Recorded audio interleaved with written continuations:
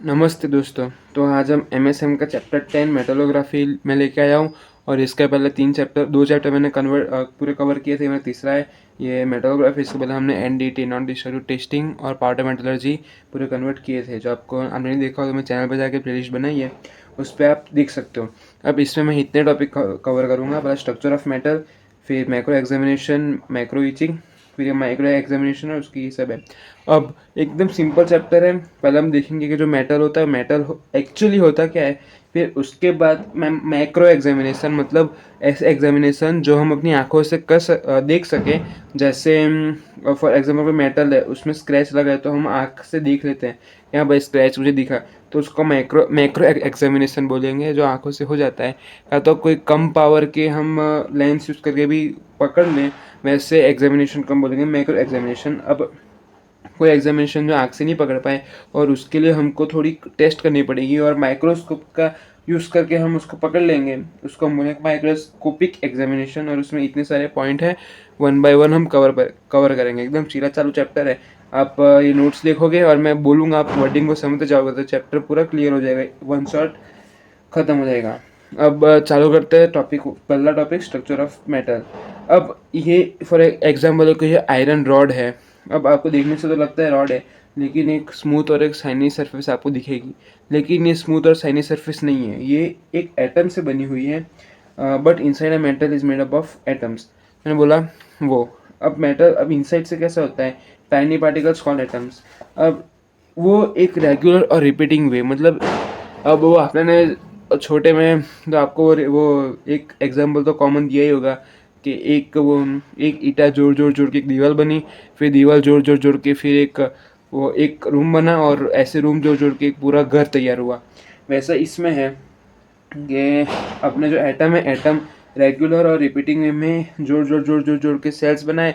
Cell ने tissue को बनाया, टिश्यू ने ऑर्गन को बनाया, ऑर्गन ने बॉडी को बनाया। ये अपने में फॉलो होता है, लेकिन इसमें जो है ये सॉरी वो बॉडी के लिए फॉलो होता है।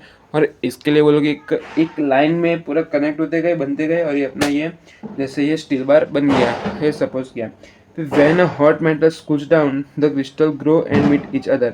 अब कोई फॉर एग्जाम्पल मुझे बनाना है तो मैं एक लोखंड को गर्म करूँगा और उसको कोई भी मोल्ड या कोई भी धातु में मोल्ड, मतलब फॉर एग्जाम्पल मुझे इसका ऐसा शेप देना है तो मैं ऐसा एक मोल्ड बनाऊँगा इस शेप का। तो मोल्ड मोल्ड में मैं गर्म मॉल्टन लावा डालूंगा तो एग्जैक्ट ये शेप में आ जाएगा, इसको हम मोल्ड बोलेंगे।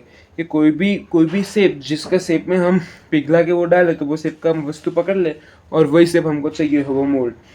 तो जब मैं उसको गर्म करूँगा फिर मैं ऐसे मोल्ड में कहीं पर उसको ठंडा करूँगा, तो उसमें hot hot metal cool down and crystals grow and meet each other, मतलब अलग क्रिस्टल उसमें पैदा होंगे और वो एक दूसरे को पकड़ के आगे बढ़ेंगे। Grains and grains boundary, grains और ग्रेन्स बाउंड्री मतलब क्रिस्टल ही अपना ये एटम। फिर metal is made of small grains. अब मेटल होता है वो स्मॉल ग्रेन से एटम, कुछ भी आप समझ सकते हो, उससे बना होता है। अब जो लाइन होती है जो दो दो अलग अलग ग्रेन से एटम को अलग अलग कर रही हो, उसको हम यहाँ पे ग्रेन से एटम, तो आपको थोड़ा अच्छा समझ में आएगा। अब जो अलग अलग कर रही होगी दो एटम को, उससे हम इसकी ग्रेन की बाउंड्री बोलेंगे। अब देखते हैं ग्रेन या एटम की साइज, ग्रेन या एटम की साइज पूरे स्ट्रक्चर को कैसे हिला सकती है। देखो अब इसमें कि अब ग्रेन जितने पास पास में होंगे, जितने पास पास स्मॉल, और जितने स्मॉल होंगे, सॉरी पास पास जितने छोटे होंगे, जितने वो आपस में जुड़ के इतना मेटल को स्ट्रांग बनाएंगे ने। जैसे बहुत बड़े बड़े बड़े मेटल जो ग्रेन्स हुए, मतलब एटम हुए, तो इतना जो वो होगा वो मटेरियल सॉफ्ट और डक्टाइल होगा। डक्टाइल मतलब मार मार के हम थीन शीट में कन्वर्ट कर सके, या वो थीन वायर में हम कन्वर्ट कर सके, उसे डक्टाइल बोलते हैं। सॉफ्ट मतलब कि जल्दी टूट जाए वैसा। तो जो पास पास छोटे छोटे हुए तो एकदम स्ट्रांग, और जो बड़े बड़े हुए तो वो इतने स्ट्रांग नहीं होंगे, वो जल्दी टूट सकते हैं, सॉफ्ट होते हैं। So grain size affects how strong metal is, मतलब देखा मैंने बोला ना, पूरे जो ग्रेन की साइज होती है वो पूरे मेटल को हिला सकती है। अब ये जो स्ट्रक्चर ऑफ मेटल से पहला टॉपिक था वो अपना पता खत्म हुआ। अब अपने सेकंड टॉपिक देखते हैं, मैक्रो एग्जामिनेशन। अब मैक्रो एग्जामिनेशन स्टडी ऑफ, मैंने बोला वो जो अपने नेट आइज, जो अपने आँख से हम देख सकते हैं, लो पावर मैग्नीफाइंग ग्लास, इन दोनों से जो हम देख सकते हैं वो उसे हम ये मैक्रो एग्जामिनेशन बोलेंगे। It helps us to see big defects और पैटर्न्स इनसाइड द मटेरियल। अब मटेरियल में कोई भी पैटर्न फॉलो होगी या जो हम देख सकते हैं का तो कोई डिफेक्ट होगा, जैसे स्क्रैच लगना कि कोई गोबा पड़ना कि वैसे कोई डिफेक्ट तो हम देख सकते हैं। हम मैक्रो इचिंग, अब इचिंग क्या है वो हम देखते हैं। इचिंग मतलब केमिकल का वो सब यूज़ करके फिर हम देखेंगे। देखो मैं बता रहा हूँ इसमें इचिंग क्या है। Metal surface is cleaned and then dipped in acid और केमिकल। अब मेटल की सरफेस हम क्लीन करेंगे, फिर एसिड या केमिकल में हम उसको डिप करेंगे। अब एसिड क्या करेगा, सरफेस के साथ रिएक्ट करेगा और डिफरेंट पैटर्न और क्रैक्स और क्या तो वेल्ड जो जो जॉइंट या कहीं से वेल्डिंग होगा वो हमको सरफेस में बताने में हमको मदद करेगा।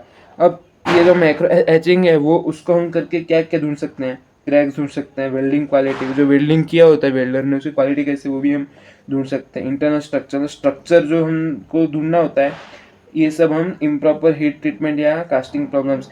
कास्टिंग मतलब मैंने वही जो कोई भी मोल्ड लेके उसमें हम पिघलाते हैं, पिघला के जो नया स्ट्रक्चर मिलता है उसको हम कास्टिंग बोलते हैं। अब ये मैक्रो इचिंग बस इतना ही है, मतलब जो अपने एसिड का यूज़ करके जो पैटर्न की छुपी होगी कुछ भी हो उसको हम और गहराई से और अच्छे से हम उसको देख सकते हैं। अब इसको करने के स्टेप्स मैंने लिखे हैं वो देखते हैं तो हमको आपको और समझ में आएगा। Take a small piece of metal from part to test. अब एक मेटल का पार्ट लेना है टेस्ट के लिए। फिर make surface smooth, wash off dust and grease, मतलब वही वो स्मूथ करके फिर वाटर और अल्कोहल से साफ करना है। फिर एसिड और केमिकल अपने को सरफेस में डालना है। फिर wash the sample with clean water to stop the reaction. अब एक जो क्लीन वाटर जो साफ पानी होगा उससे हमको सैंपल को धोना है रिएक्शन को बंद करने के लिए। फिर wipe and dry it properly, अब उसको अच्छे से साफ करके सुखाना है। फिर look at the surface with eyes or magnifying glass to see crack.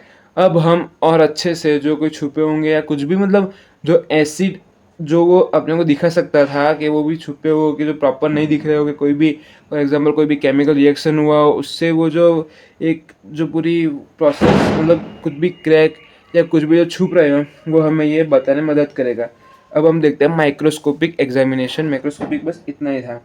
अब so by applying this we can see cracks weld lines, वो मैंने बोला भाई।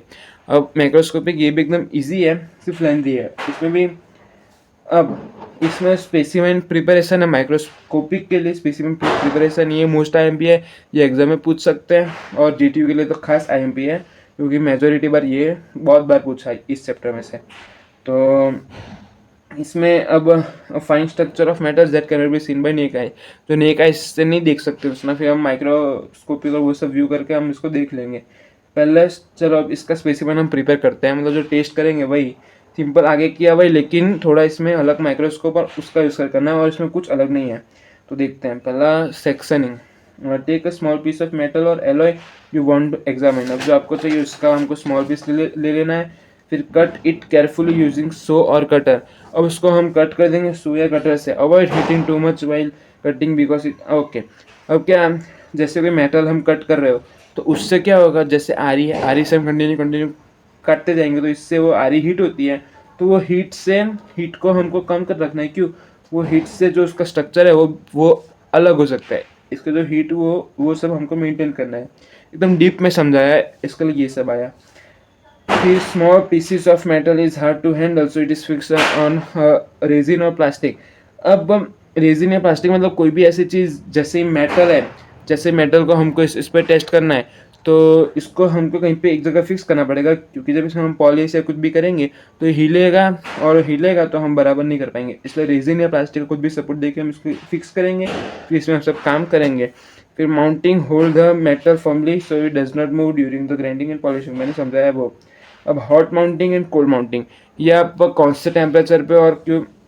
अब देखो हॉट माउंटिंग में क्या है कि कोई चीज़ ऐसी होती है जैसे रेजिन है, तो क्या हम उसको गर्म करेंगे तो उससे जो मेटल होगा फिक्स हो जाएगा, तो उससे हम ये हॉट माउंटिंग हुई।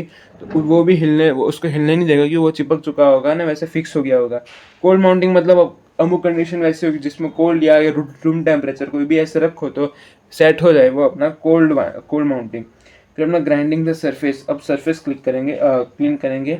Mounted specimen is rubbed on abrasive papers to make surface smooth it image scratches dirt and deformation from cutting. अब एब्रेशन पेपर मतलब जो वो ऊपर जो डस्ट है वो साफ करने में जो थोड़े वैसे चीने चीने पेपर आते हैं उसको साफ करते हैं, तो उसमें जो डस्ट की कुछ भी होता है वो स्क्रैचेस डस्ट डर्ट कुछ डिफॉर्मेशन मतलब कुछ भी प्रोसेस हुई हो रुकी हो तो वो उस वहाँ पे वो जो मेटल सेट हुआ होगा वो सब वो जो सेट हो चुका होगा उसको वो निकालने में मदद करेगा, तो हम यहाँ पे कोई भी केमिकल या कोई भी टेस्ट ठीक से ढंग से कर पाए।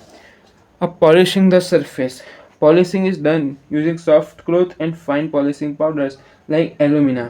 अब पॉलिशिंग से सॉफ्ट क्लोथ या पूजा मतलब सॉफ्ट मतलब इतना जिससे पैटर्न ना बिगड़े वैसे कपड़े से हम ऐसे ऐसे पॉलिश, क्या तो फिर पॉलिशिंग पाउडर एल्यूमिना एक पॉलिशिंग पाउडर उससे भी हम उसको पॉलिश कर सकते हैं। अब स्मूथ सरफेस बहुत इंपॉर्टेंट है टू एचंट द। अब देखते हैं ये एचंट क्या है।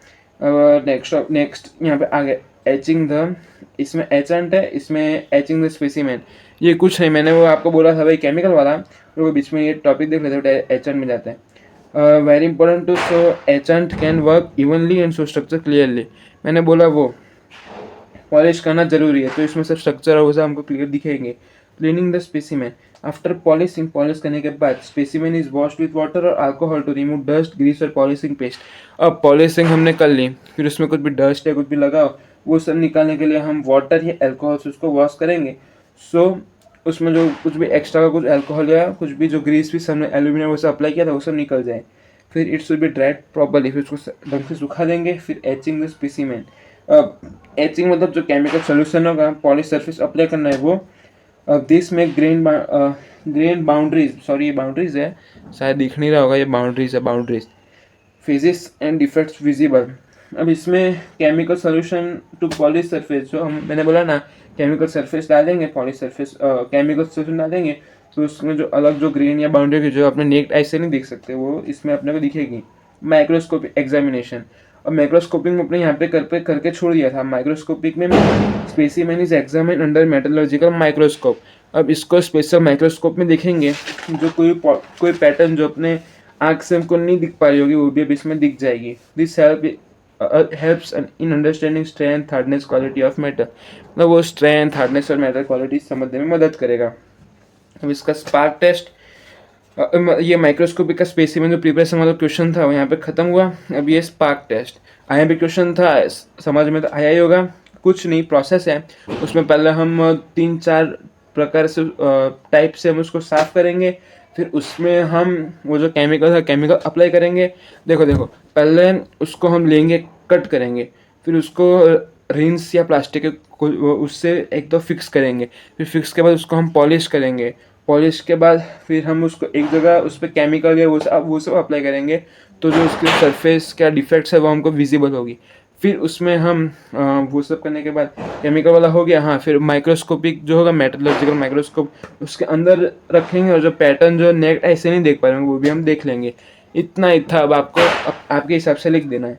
अब स्पार्क टेस्ट, स्पार्क टेस्ट ये भी मतलब ये जो स्पार्क प्रोड्यूस होती है उससे हमें टेस्ट करते हैं। देखो अभी मैं इसको समझा दूँ, ये भी एकदम ईजी प्रोसेस है। Is a simple and quick method to identify type of steel iron observing the sparks produce when a metal touches the high speed grinding wheel. अब इसमें जो ग्राइंडिंग व्हील होता है मैं आपको एक फ़ोटो बता दूंगा ग्राइंडिंग व्हील की, स्क्रीन पे आ रही होगी। तो ग्राइंडिंग व्हील होता है वो एकदम फास्ट चलता है, और वो एकदम फास्ट चला तो हम उसको बाजू पे से जैसे ग्राइंडिंग व्हील है फास्ट चल रहा है तो मैं इसको बाजू में ऐसा लगाऊंगा तो ये फास्ट चल रहा होगा, तो ये मेरा मेटल है। ये चिंगारी जो वो चिंगारी निकलती है दूसरे वो स्पार्क बोलते हैं, और स्पार्क की जो कलर और स्पार्क का जो वो होता है वो मतलब शेप उसके हिसाब से हम मतलब देखेंगे एग्जामिन करेंगे कि ये कौन सा मेटल है वो सब।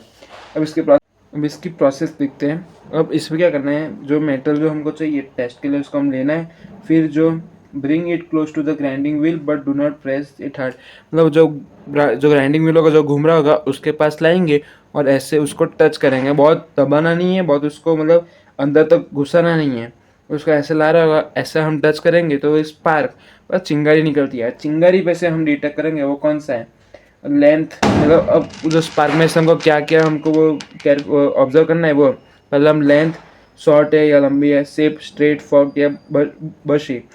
स्ट्रेट मतलब जो ऐसे स्ट्रेट होता है वो, फॉर्क मतलब जो वाई शेप जो एसएन का जो वाइट से बन रहा हो वो बशी, मतलब थिक लाइन जो होती है वो बशी। कलर कौन सा है? अपना वाइट है, रेड है, ऑरेंज है। फिर ब्रांचेस, मतलब जो वो सब एकदम ब्रांचेस, मतलब कैसे वो निकल रही हैं और उसमें एक में से कितनी ब्रांचेस निकल रही हैं, उन सब के हिसाब से हम ये सब डिटेक्ट करते हैं। ये सब के डिटेक्ट के लिए आपके पास मतलब बहुत सा नॉलेज होना चाहिए, और वो सब वैसा कंसंट्रेशन और वैसे लेंस होते हैं, उससे आप डिटेक्ट कर पाओ। अब मैंने सिर्फ ये आपको समझने के लिए एग्जाम्पल बताया, तो आप बेहतर समझ पाओगे। जैसे प्योर आयरन है, तो ये जब हम ऐसे लाएंगे तो इसका ऐसे ऐसे जैसे स्ट्रेट लाइन जैसा इसका निकलेगा। Fog dress with yellow colour. अब ये अपना आयरन, फिर येलो फॉग ड्रेस, मतलब अपना वाई वाई वाई वाई जैसा ये अपना बनाएगा। फिर yellow sparks finer and more further, मतलब जो ठीक हो गए और ऐसे ऐसे ऐसे आगे आगे आगे आगे आगे जो फीदर जैसे जो निकल रहे होंगे, फीदर मतलब पंख जैसे होंगे, वो अपना ये मीडियम कार्बन स्टील।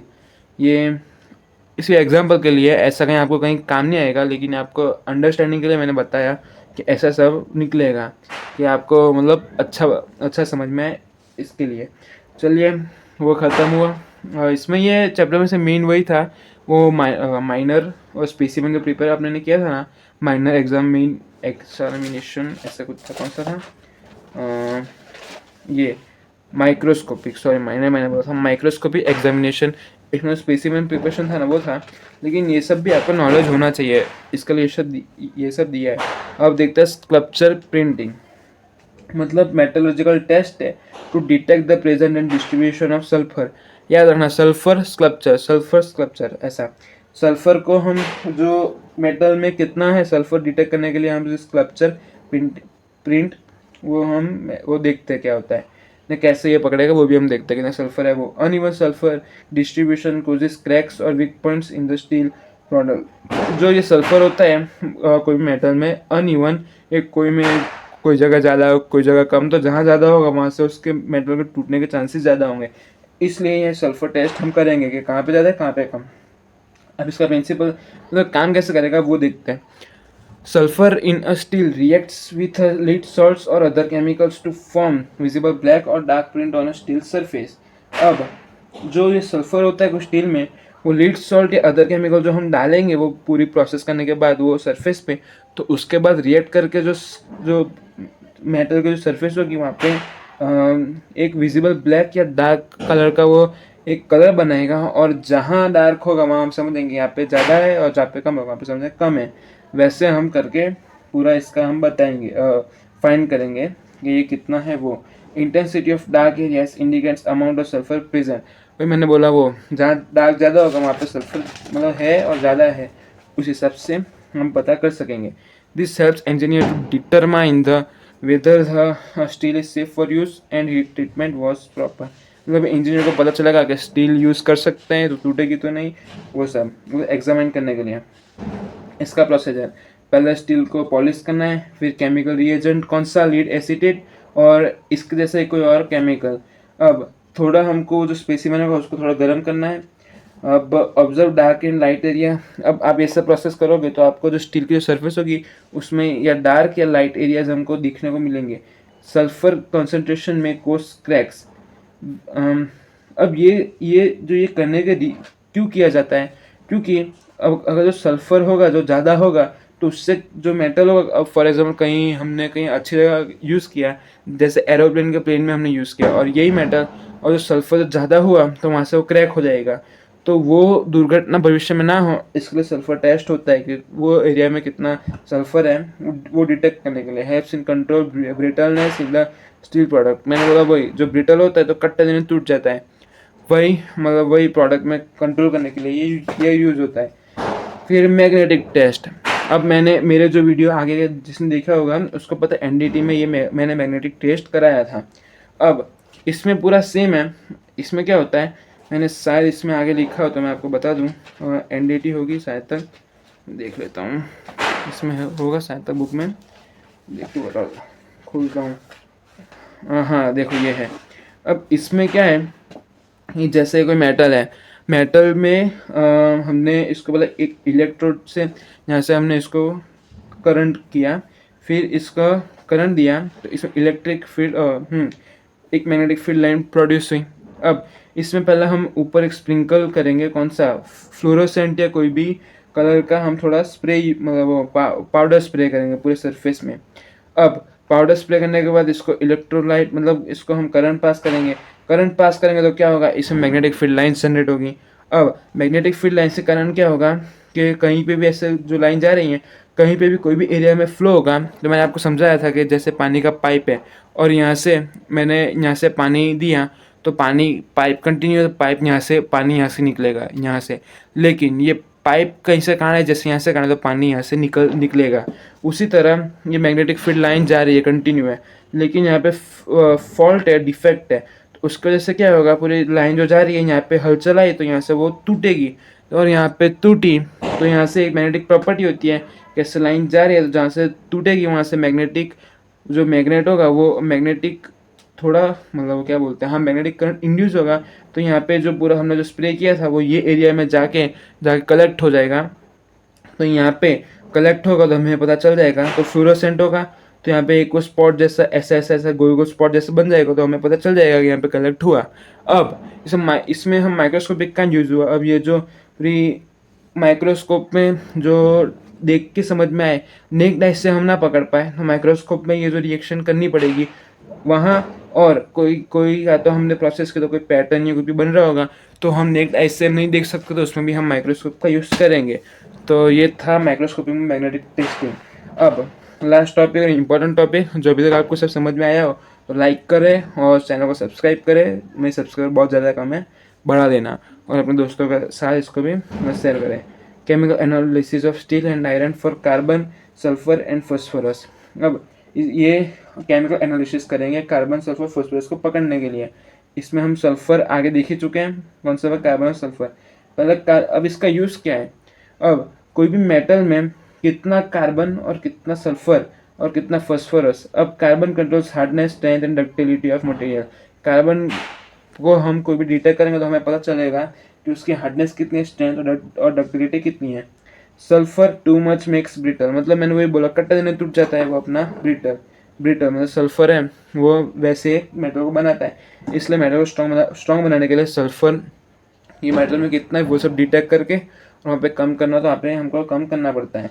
तभी ने जो कम नहीं, मतलब ज़्यादा हो गई कुछ भी हो तो हम मेटल को कोई अच्छी जगह यूज़ करें, इनकेस टूट गया तो, इसलिए वो हम मेटल को रिजेक्ट करके सुधार सकते हैं। इसलिए ये सब टेस्ट होते हैं, ये कार्बन, सल्फर या फॉस्फोरस हमको इतना है वो जानने के लिए, क्योंकि अलग अलग जगह मेटल का अलग अलग यूज़ होता है। Knowing content is important for quality control and suitable applications. मतलब अब वो चीज़ कहाँ एप्लीकेशन उसका कहाँ वो अप्लाई होने वाले वो उसमें कितने कितने कंटेंट है उस पर वो निर्भर होता है। अब जैसे कोई जगह है जिसमें कार्बन ज़्यादा चाहिए तो उसमें हम कार्बन कंटेंट देख के पता कर सकते हैं कि यहाँ पे कार्बन ज़्यादा है, यहाँ पे कार्बन ज़्यादा है। कोई में फास्फोरस ज़्यादा चाहिए तो ये टेस्ट से हम पता कर सकते हैं फास्फोरस ज़्यादा है तो ये मैटर को भेजो, ऐसा। अब पहले देखते हैं carbon analysis to find the percentage of carbon in steel और आयरन। अब कार्बन में स्टील और iron is burn in oxygen, carbon present in metal reacts with oxygen to form carbon dioxide. अब स्टील और आयरन में जब स्टील और iron is burn in oxygen, मतलब स्टील या आयरन हम जो ऑक्सीजन में बर्न करते हैं तो जो carbon present in metal reacts with oxygen, जो मेटल में जो कार्बन होता है ऑक्सीजन के साथ रिएक्ट करता है और वो CO2 फॉर्म करता है। और ये जो गैस की अमाउंट जो हम कैलकुलेट करने के बाद हमें पता चल सकता है कि कितना कार्बन उसमें था। अब इसके स्टेप देखते हैं। Weighing a small sample of iron, एक जो आयरन का एक स्मॉल सैंपल जो जिसमें हम करना है उसको हमको पहले वेट कर देने का। Burn it in high temperature furnace with pure oxygen, अब उसको हाई टेम्परेचर फर्नेस में ऑक्सीजन के साथ प्योर ऑक्सीजन के साथ उसको बर्न करने का। फिर कार्बन प्रेजेंट होगा वैसे रिएक्ट करेगा, और ये जो फार्मूला है ये C+O2 वो जो बात वो तो पता ही होगा, और ये फार्मूला है weight of CO2 formed into 12 into 100 divide by weight of sample formed. ये हम फार्मूला के साथ हम ये कैलकुलेट कर सकते हैं। ऐसा होगा अपना कार्बन एनालिसिस। अब फॉस्फोरस, मेरे हिसाब से अपने ने ये इसका क्या नाम है, कौन सा देखेंगे, हाँ ये अपने ने देख लिया है ना, कार्बन सल्फर वाला आगे देख लिया था अपने ने। सल्फर कितना है वो सल्फर स्कल्पचर मैंने बोला था, सल्फर से स्कल्पचर याद रखना। चलो अब कार्बन देख लिया, अब देखते हैं फॉस्फोरस। अब इसमें हम फास्फोरस का कितना अमाउंट है वो देखेंगे। अब इसको कैसे, इसका प्रिंसिपल देखते हैं, काम कैसे करेगा वो। Steel sample is converted into compound reacts with the molybdate reagent. अब फास्फोरस का जो होता है वो मोलिब्डेट रिएजेंट होता है, वो कैसा स्पेशल येलो केमिकल होता है, उसके साथ कन्वर्टेड इनटू कंपाउंड, कंपाउंड में कन्वर्ट होता है कब, और मोलिब्डेट रिएजेंट के साथ जब वो रिएक्शन करता है तब। अब इससे एक येलो कलर कॉम्प्लेक्स फॉर्म होगा और उसकी intensity and intensity of yellow colour tales how much phosphorus is present. अब उसमें जो येलो कलर की जो इंटेंसिटी होगी वो हमें बताएगी कि ये जो सैंपल था उसमें फास्फोरस कितना है। इसके प्रोसीजर देखते हैं। वेट है सैंपल, सैंपल को वेट करना, फिर use nitric acid to dissolve sample completely. अब सैंपल को डिजोल्व करने के लिए नाइट्रिक एसिड को हम उसको डिजोल्व कर लेंगे। फिर एमोनियम मोलिब्डेट को हम रीएजेंट में डालेंगे। अब it reacts with the phosphorus and forms yellow precipitate to ammonium phosphomolybdate. अब वो जो एमोनियम मोलिब्डेट है वो रिएक्ट करेगा फास्फोरस के साथ और येलो प्रिसिपिटेट फॉर्म करेगा, जो कि कौन सा है, फॉस्फोमोलिब्डेट। ये चाइनीज़ का कोई प्लेयर है ना, ऐसा उसका नाम लग रहा है ये। तो ये वो हमें मिलेगा filter and wash precipitate to remove impurities. अब वो जो हमें मिला उसको फिल्टर करेंगे और उसको वॉश करेंगे इम्प्योरिटीज़ को हटाने के लिए। अब measure colour intensity using spectrophotometer. अब स्पेक्ट्रोफोटोमीटर का यूज़ करके हम इसकी कलर की इंटेंसिटी हम जानेंगे। Compare with the standard yellow solution. अब स्टैंडर्ड सोल्यूशन मिला उसके साथ इसको हम कंपेयर करेंगे। अब जो डार्क येलो कलर होगा तो मोर फास्फोरस होगा, जो कलर हम कंपेयर करेंगे उससे। जो डार्क कलर होगा तो फास्फोरस ज़्यादा, जो लाइट कलर होगा तो फास्फोरस कम। तो हैप्पी दिवाली दोस्तों। कल दिवाली है, आज 19 तारीख को रात को 9 बजे शूट कर रहा था। तो happy Diwali, happy new year. नया वीडियो अच्छा लगा हो तो फॉलो करें, सब्सक्राइब करें, सॉरी यूट्यूब है, सब्सक्राइब करें, लाइक करें और अच्छे अच्छे कमेंट करें। Happy Diwali, thank you.